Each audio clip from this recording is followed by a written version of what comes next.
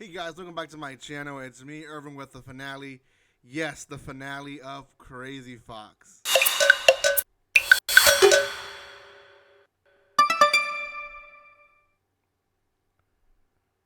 For those that are new to my channel, you guys probably don't know, but this is one of the biggest series that I have been reacting or reviewing here in my channel. That is Jinrou Game. This is the third installment to the series. Jinrou Game was the first one. Jinrou Game Extreme, I think, was the second one. I might give you the wrong name on that one. And then the third one is this one, Crazy Fox. So this is the finale. I will explain a little bit of the stuff. I will explain my thoughts on the entire series. So it will be a little bit of a longer video than usual, but definitely worth watching. Before I continue, a few things. If you have not done so by now, make sure you do subscribe to my channel. There will be a giveaway happening later today. It'll be starting actually, so make sure you don't miss it. Make sure you don't miss that video. It will be posted for you guys, so subscribe. That's one of the rules, so might as well do it. There also will be changes to the giveaway, so even if you've seen already the giveaway videos before, watch it because there is a big change and I want you guys to see it and understand what it is. Lastly, guys, or two last things. One, there is 23 other videos on this series that you guys can watch. And then lastly, guys, there will be a spoiler alert because it is the finale. I am telling you who wins, who loses, who dies. So you have been warned. Okay. Last we left off, they were going to vote. And for those who could do the math, this was probably the last time they would vote. There is 3 villagers, 2 werewolves, 1 fox. If the werewolves equal to the same amount of villagers, the werewolves win. If the villagers kill all the werewolves, that's the only scenario where they would have to vote a second time, then the villagers win. If the werewolves win, but the fox is still alive, then the fox wins. Those were all the scenarios that we could have gotten out of this. Mori is trying to figure out how to convince people. And she just lets something out saying, I'm the spiritualist. You know, he's a villager, which he's referring to Takigawa. Joe is probably a villager because he's the prophet. Then it leaves us to question 2 people, Miyari and Momoko. Now, she knows for a fact that Joe Miller is going to vote for Momoko. She then has to put her marbles into voting for Momoko because she can't convince more than one person, right? She needs to focus on one person. Who does she have to convince? She has to convince Takigawa. That's the person she's trying to convince. Now, Takigawa, he is under the feet of Miyari. We've known that he is now in love with her. He does not want to do nothing and know nothing of Morioka. So, what the heck happens, right? It very much is a quick ending. Chapter 24 just went straight to it. They voted, and what I expected it to happen happened. The voting happened, and there was 1 vote. Sorry, 2 votes given to Morioka, and 3 votes given to Momoko, and 1 vote given to Yuki. Now, the reason that Yuki got 1 vote because Momoko wanted to vote against her, right? So Momoko is actually the one that got voted out. What does that mean? Momoko was a villager, which means the only villagers that were left were Miller and Takigawa, and then there was 2 werewolves. So it gives us a scenario where technically the werewolves would have won, but the fox was still alive. So because the fox was still alive, guess who won? Morioka. Now the scene is pretty fast. Yuki knows what she did. Miyagi freaks out. What the heck did you just do? You know, you just cost us the game. And Yuki's like, you are the third werewolf, and I'm tired of your games. Essentially, you're manipulating your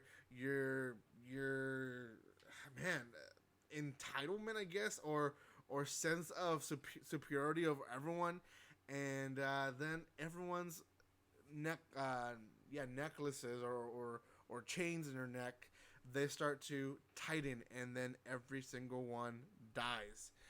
Morioka wins. The announcer says you will be granted 1 million yen. That is yours to keep.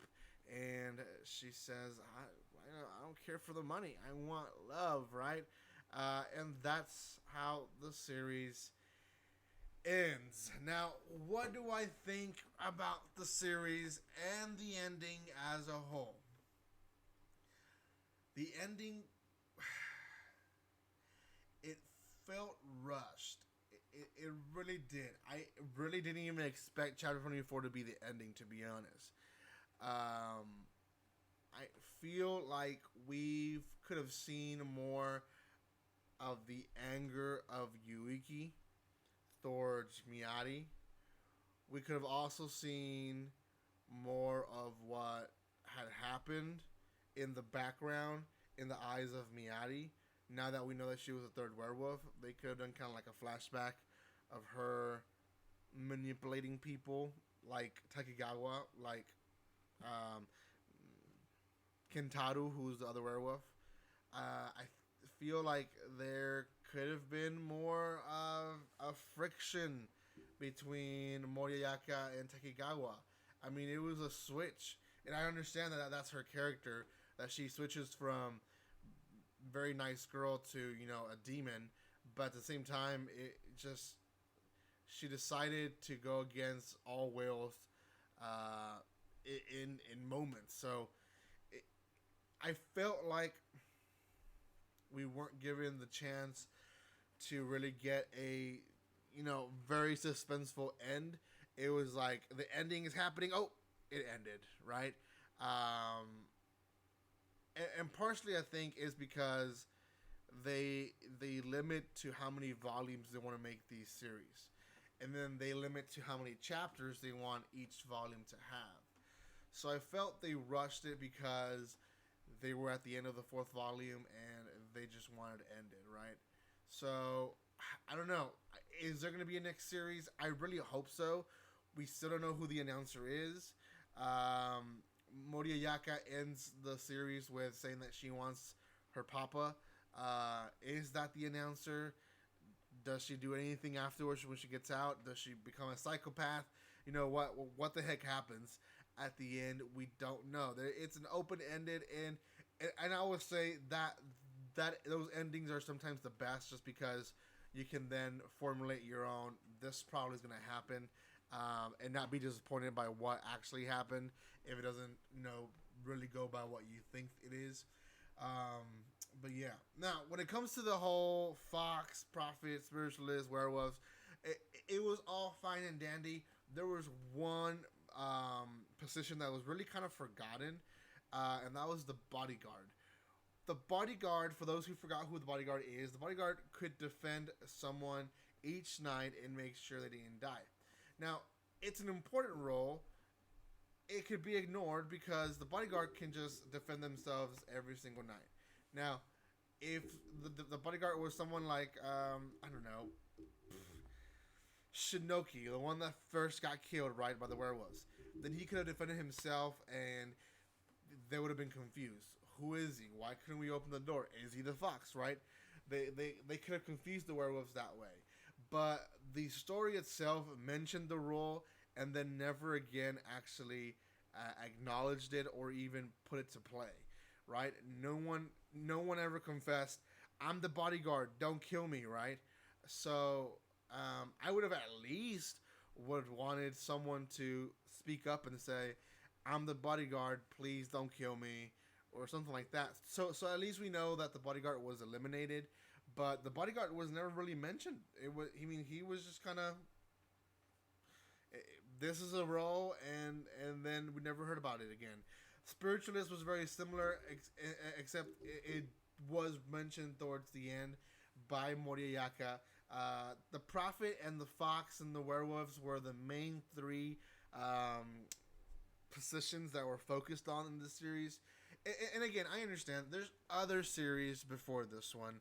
There's two more installations before it, and if you read them, then you understood by now what the villager does, what the bodyguard does, what the spiritualist does, and what the werewolves do. So I understand that point of view as well. So, anyways, I think overall the series could have ended a little bit better. We could have gotten more information, but I can also appreciate how it ended in one way, and that is that the writer was just trying to give us an open ending space for two reasons. One, for us to formulate our own ending, and two, to leave it open enough where they can make another installation if they wanted to. They probably will.